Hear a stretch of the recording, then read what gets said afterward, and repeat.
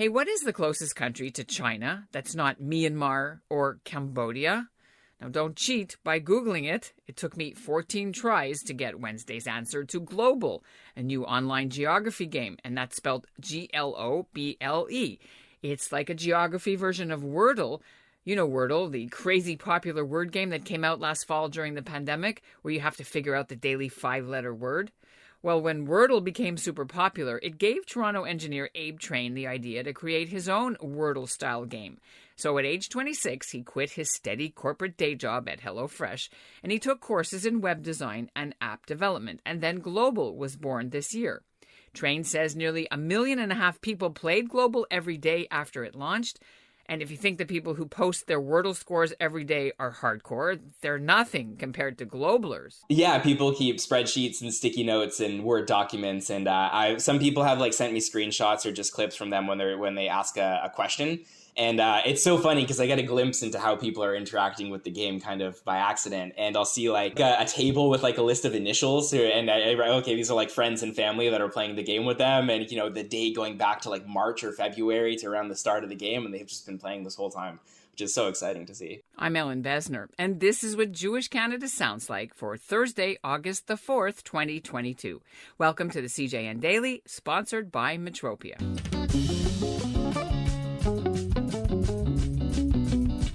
So in case you're itching to try Globle out while you're listening to the show, the link is in our show notes and you can play it for free on your phones or computers.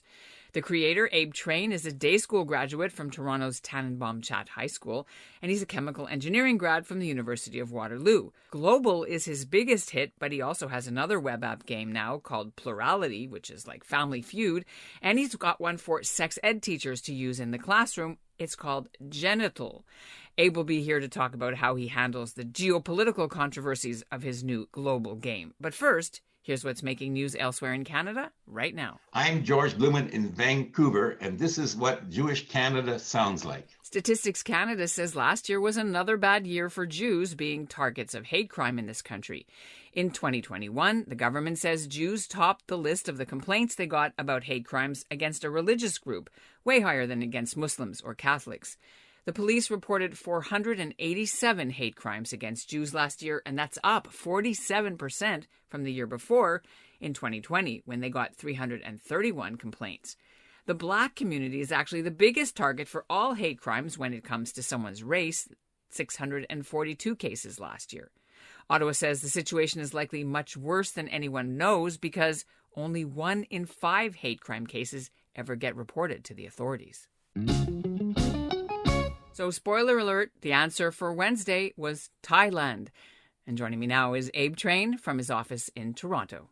How did you come up with the idea for the Globle game? I decided to get into web development at the beginning of this year. I left my previous job in more data analytics and decided that I wanted something more technical and that I could really, stretch those technical skills a bit better.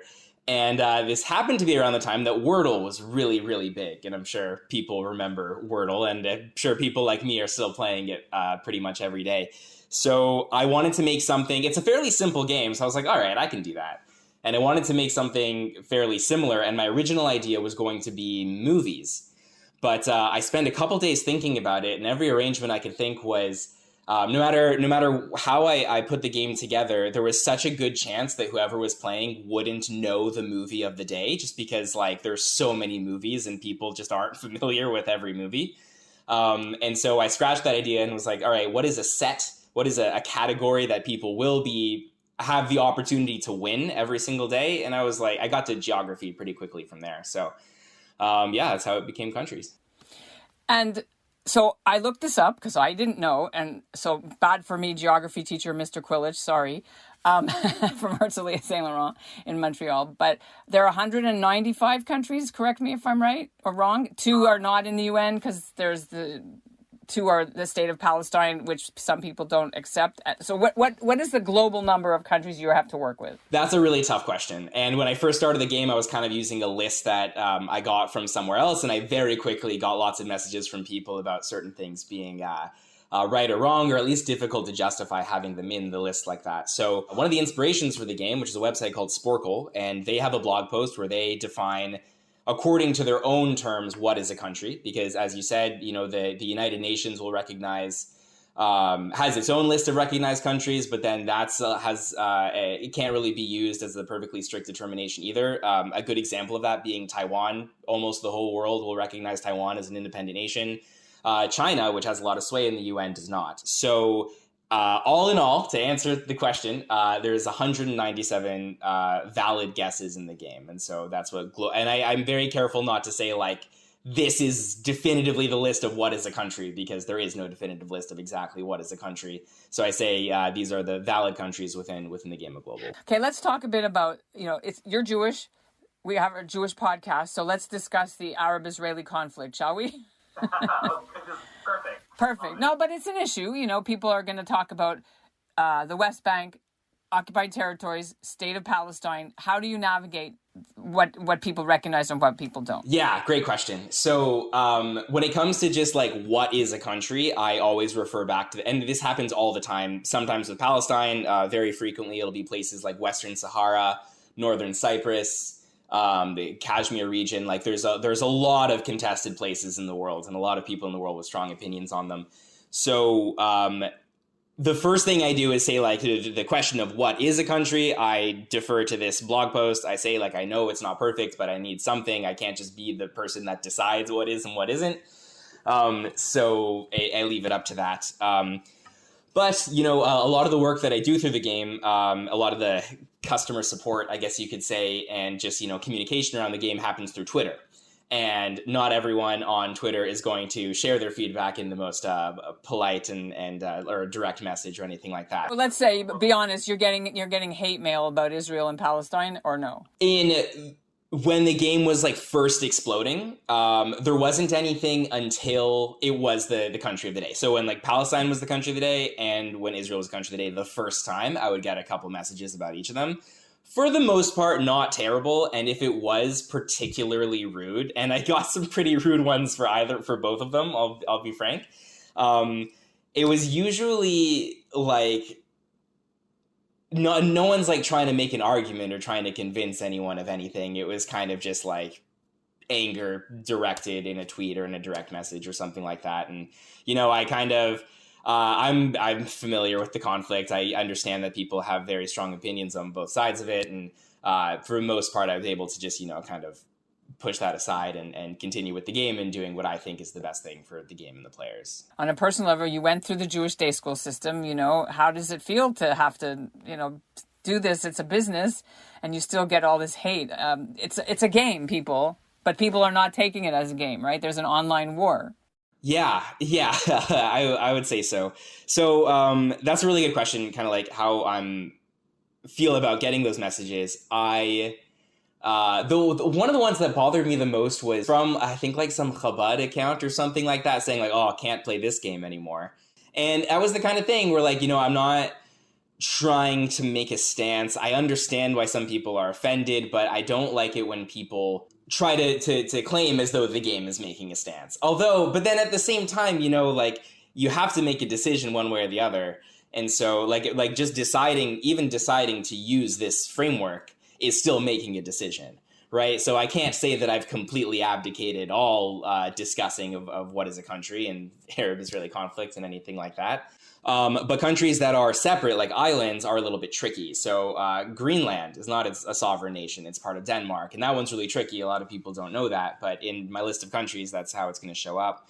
Guam for the United States, Puerto Rico for the United States, Corsica for France, French Polynesia and Tahiti, all those kinds of ones. So the way I have a mechanic in the game where they show up as territories, they appear in gray when the original country. If you try to guess them independently, if you try to guess Guam, nothing's going to happen. If you guess the United States, then Guam will show up as gray and it'll say, Guam in brackets, United States. Scotland is one that people get pretty upset about because Scotland I just have as part of the UK in there, but I mean, Scotland has been, fighting with the British for centuries. It's not like you started this and there's a whole independence movement, which people should be very well aware of. They got to go back to grade 10 geography, obviously, and read their book, right? Were you any good in geography in school or no? I started playing the Sporkle games, which it's like this other quiz website that's a little more old school. and use it doing those geography quizzes when I was in high school. And so there was a certain point at chat when I just knew every country in the world and where they were by playing these games. So I guess in that sense it was pretty good, but there's of course a lot more to geography than just being able to do trivia questions. I like trivia too. I was on the Reach for the Top team at chat. Right. So the thing about memorizing countries nowadays, that's what our kids did. They had to memorize all the countries. And that's a big deal, but it's important. But now with like the internet, you don't really need to know, right? All that stuff. Oh, that's a good question. If all the information in the world is at our fingertips, in our phones, in our pockets at all times, do we need to learn anything? I would say yes. I think it is still great to exercise your brain and your memory in that way.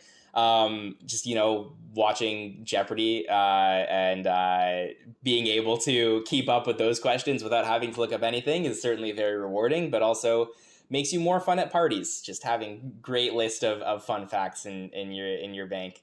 So when you click and you get the red, you win or you succeed, there's nothing else that you can do to learn about the country, is there? Or did I mess that up? No, there isn't, but that's a feature request that I get asked for a lot. It's a funny thing because on the one hand, I really like to put that together. A challenge of it would be just collecting the fun facts. And of course, I'd want them to be fun because not every fact about every country is going to be the most exciting thing.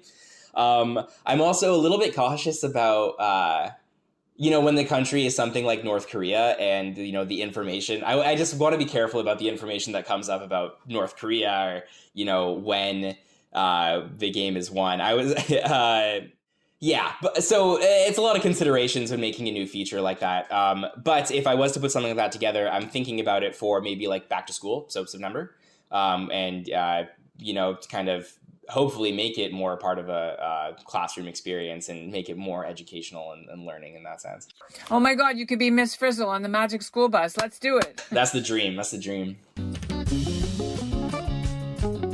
And that's what Jewish Canada sounds like for this episode of the CJN Daily, sponsored by Metropia. Integrity, community, quality, and customer care. Today's listener shout-out goes to Dan Malin of the TV Addict blog, where you can find out what to watch on Netflix and Amazon Prime and other streaming channels. And before we end, I want to let you know that I'll be heading off for a few days camping. And so the next few episodes will be highlights from show interviews that you might not have heard before. The best of the CJN Daily. I'll be heading up to Lake Superior with a rented RV, and we'll be camping and hiking and hopefully not seeing any bears from pretty close up. So if you're in that area, drop me a note. Thanks again for listening to the CJN Daily. And special thanks to Zach Kaufman for today's episode.